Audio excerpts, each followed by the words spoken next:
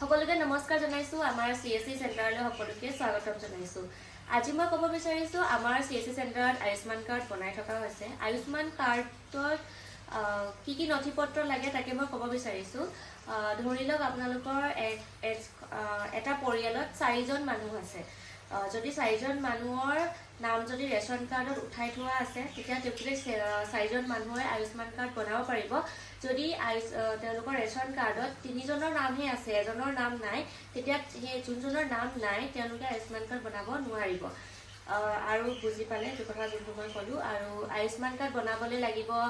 আপোনালোকৰ ration card আৰু যাৰ নামত বনাব